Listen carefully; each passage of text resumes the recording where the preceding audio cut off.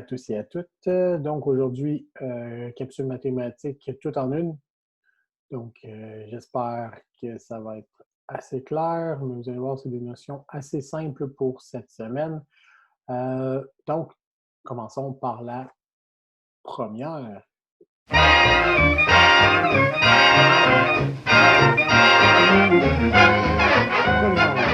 première notion, aujourd'hui en mathématiques, c'est les frises et dallage.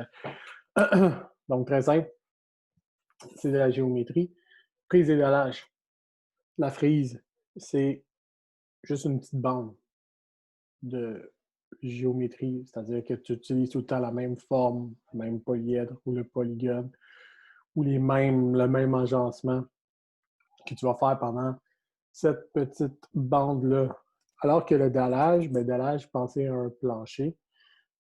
Si vous vous rappelez le plancher qu'il y a dans la classe d'école, qu'il y a pas mal dans toutes les classes, c'est tous des petits carrés qui sont par terre, qui sont là pour pouvoir faire en sorte que ça se passe, de remplir un espace comme tel. Donc, le dallage, c'est vraiment ça. C'est un espace, c'est une surface qu'on va remplir complètement, alors que la frise, c'est juste une petite bande.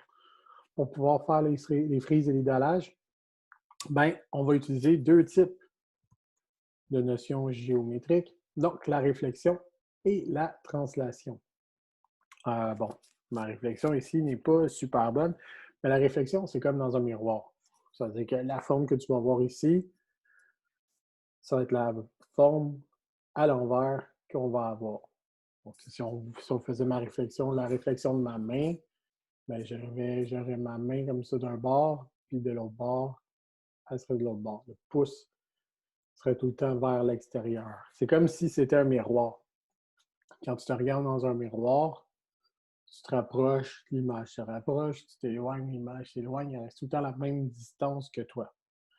Donc, ça, c'est la réflexion que vous avez déjà vue auparavant. Euh, translation. Translation, c'est que tu prends la figure et tu la fais glisser. Ce qui va être important, c'est la flèche de translation.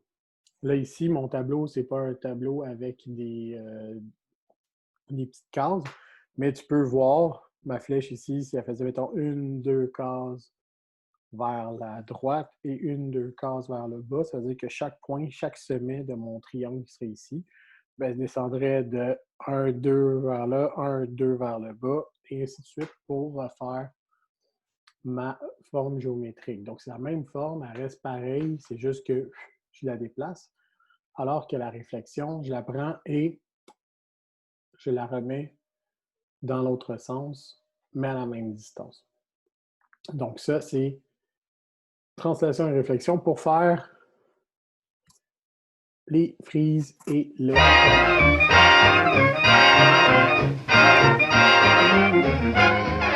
deuxième élément qu'on va voir, c'est la classification des solides, différence entre prisme et pyramide. Solide, donc on parle bien sûr de la 3 dimensions. On n'est plus avec des polygones normaux, on est avec des polygones assemblés uns sur les autres et ça nous fait une forme en 3 dimensions. Dans mes solides, on en a deux types déjà en partant. Tu as les corps ronds puis tu as les polyèdres. Bon, corps rond, c'est tout ce qui a une courbe à un moment donné. Donc, un cône, un cylindre, la boule, c'est des corps ronds. Donc, qui a plus ou moins des côtés, c'est pas seulement des côtés composés de polygones. Parce qu'on s'entend un cercle, ce n'est pas un polygone. Sinon, on a les polyèdres. Polyèdres, ça, tu as deux catégories. Tu as les prismes. Les prismes, c'est comme on connaît les classiques, prisme à base rectangulaire, tout ça. Donc, eux, c'est composé de deux polygones isométriques parallèles. Souvent, on va soit les extrémités. Là. On va avoir un carré d'un bord, un carré de l'autre, un triangle d'un bord, un triangle de l'autre, un rectangle, peu importe, un hexagone. Et ces deux-là, ces deux polygones-là sont reliés par des rectangles. Donc, tu vas avoir un certain nombre. Si j'ai deux carrés, je vais avoir 4 rectangles autour. Ça va être ça. Sinon, l'autre, on a la pyramide. La pyramide, elle, c'est simple, tu as un polygone qui va servir de base à ma pyramide. Et après ça, tu vas avoir les triangles qui vont venir se placer pour venir fermer ton solide.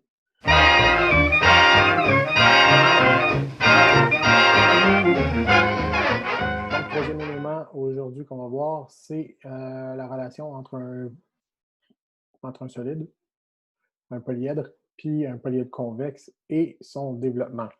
Donc, si on regarde ici, le meilleur truc, c'est de regarder pour savoir si c'est convexe ou pas, parce qu'il faut comprendre bien sûr qu'est-ce qui est convexe, qu'est-ce qui est non convexe.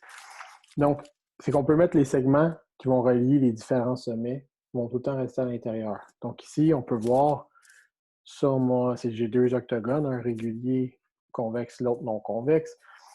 Ben, ici, dans mon convexe, ben, si je relie mes sommets, ben, ils vont tout le temps rester à l'intérieur. Ici, c'est sûr que la première ligne que j'ai faite ici, ça fonctionne bien. Mais si je veux relier ce point-là avec ce point-là, là, je me retrouve à l'extérieur. Donc, automatiquement, c'est non convexe. Si vous vous rappelez aussi, quand vous étiez un peu plus jeune, on vous parlait, est-ce qu'une souris peut aller se cacher dans un coin?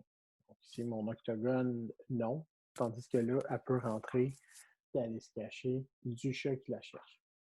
Donc, ça, c'est pour savoir qu'est-ce qui est convexe, qu'est-ce qui est non convexe. Maintenant, le développement, c'est lorsque tu déballes le solide. Donc, ici, j'ai essayé de faire un cube. Donc, quand je vais le déballer, c'est comme si je prenais un cadeau qui était emballé. Pour déchirer le papier parce que je suis pressé, bien, je vais prendre, je vais tout le défaire, Et une fois qu'il va tout être défait, donc il ne sera plus en 3 dimensions, qui va être rendu en 2 dimensions. Donc là, je vais voir tous les polygones qui complètent mon polyèdre. Bien, ça va me donner ça.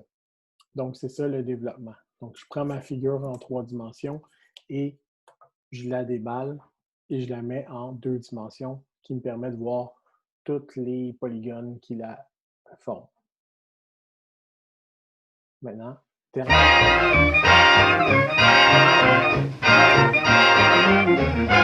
dernière notion pour aujourd'hui en mathématiques, la relation d'Euler. Donc, relation d'Euler, ben, vous pouvez remercier un grand mathématicien allemand, Leonhard Euler. Il s'est rendu compte qu'il y avait une relation. Une relation, c'est-à-dire qu'il y a des liens entre les différents éléments d'un solide. Donc, lui, il s'est rendu compte que le nombre de faces, le nombre de sommets et le nombre d'arêtes, ils ont un lien. Bon, c'est pas un lien comme entre toi et tes amis, c'est un lien mathématique. Puis ce lien-là mathématique, pour pouvoir l'avoir, ben, c'est une formule mathématique qui réussit à mettre ça. Donc, c'est la formule de la relation d'Euler, c'est F plus S moins 2 est égal à A. Donc, qu'est-ce que ça veut dire, ça? F, mes faces, plus mes sommets, moins 2 est égal à mon nombre d'arêtes. Donc, si je prends mon solide, si je calcule le nombre de faces, à ça, j'additionne, disons que, je ne sais pas moi, bon, j'ai un cube. Je prends le cube, un cube qu'on a vu un peu plus tôt. Donc, mon cube, il y a 6 faces. Mon nombre de sommets, j'en ai 4 en haut, 4 en bas, j'ai 8 sommets. Et à ça, j'enlève moins 2. Donc, 6 plus 8, ce qui me fait 14. Moins 2, ça me fait 12. Donc, si je calcule sur mon cube, ben, je me retrouverai avec 12 arêtes. On peut, mettons, vérifier. C'est pas un cube. Si j'ai un prisme à base rectangulaire, mais je me retrouve quand même avec 8 sommets. 8. Je me retrouve quand même avec 1, 2, 3, 4, 5, 6 faces. Donc, si je regarde sur ma brosse qui est ici, je me retrouve avec 1, 2, 3, 4, 5, 6, 7, 8, 9, 10, 11, 12. Donc, j'ai 12 arêtes. Donc, avec la formule d'Euler, ben, la relation de la formule de la relation d'Euler, ben, j'ai plus besoin d'avoir la figure géométrique, le solide avec moi pour pouvoir calculer ça. Si je sais le nombre de faces, si je sais le nombre d'arêtes ou si je sais le nombre de sommets. Puis bien sûr, ça se peut que dans certains problèmes, il te manque un élément, je ne sais pas moi, si on prend dans la formule ici, là, ben, Si je n'aurai pas mon nombre de sommets, mais je vais avoir mon nombre de faces puis mon nombre d'arêtes. Donc, bien sûr, si j'ai ça, ben, mon nombre d'arêtes plus 2 est égal à mes faces plus mes sommets. Fait que si j'ai mes faces, ben, je vais savoir qu'est-ce qui arrive. Mais si vous avez des questions ou commentaires ou quoi que ce soit, ben, n'hésitez pas à communiquer avec moi puis à me poser des questions lors des Zooms de la semaine. Fait que, sur ce, passez une bonne semaine mathématique. Amusez-vous bien. Puis on s'en reparle très bientôt. Bye bye. What I do, what I do, what I do, da da do, da da do.